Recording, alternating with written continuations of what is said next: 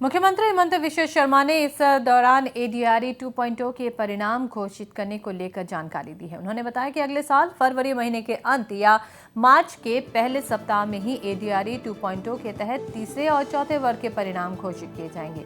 इसके साथ ही सरकार निष्पक्ष तरीके से 30,000 नियुक्तियां और प्रदान करेगी।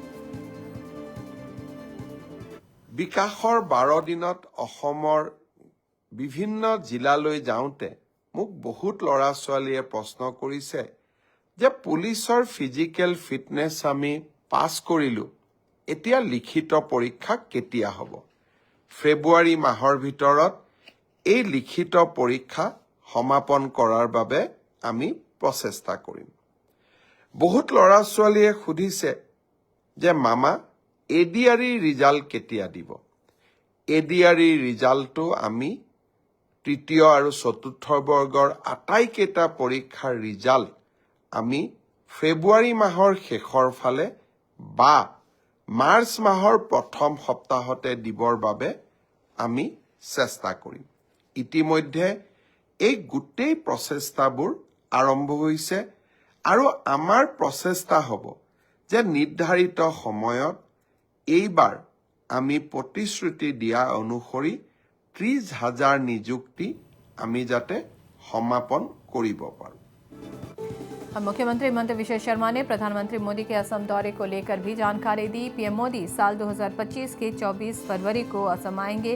इसी दिन असम के चाय बागानों के 8,000 युवा सर सजाए में झूमर का प्रदर्शन करेंगे। कार्यक्रम में पीएम मोदी मुख्य अतिथि रहेंगे। इसके बाद 25 और 26 फरवरी को असम में विनियोग सम्मेलन का आयोजन होगा, जिसका उद्घाटन प्रधानमंत्री नरेंद्र मोदी करेंगे।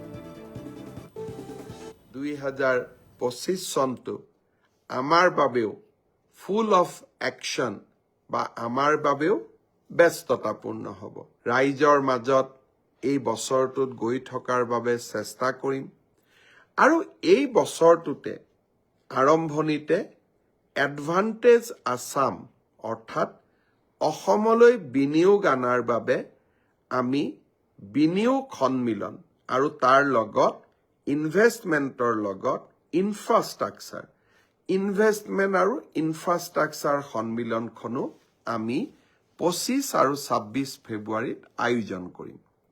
24 ফেব্ৰুৱাৰীত প্ৰধানমন্ত্ৰী নৰেন্দ্ৰ মোদী ডাঙৰীয়া অসমলৈ আহিব আৰু সেই দিনাখনে আমি 8,000তকৈও অধিক যুৱক যুৱতীৰে ঝুমুৰ এই অসমৰ চাহ বাগিচাৰ জনগোষ্ঠীৰ বিশেষ সাংস্কৃতিক উপাদানটোক গুৱাহাটীৰ সৰুসজাই ষ্টেডিয়ামত আমি সামগ্ৰিক প্ৰদৰ্শন কৰিম। প্ৰধানমন্ত্ৰী ডাঙৰীয়া নিশা গুৱাহাটীতে কটাব আৰু 25 তাৰিখে আমি আমাৰ ইনভেষ্টমেণ্ট আৰু ইনফ্ৰাষ্ট্ৰাকচাৰ সামিটখন আমি মুকলি কৰিম।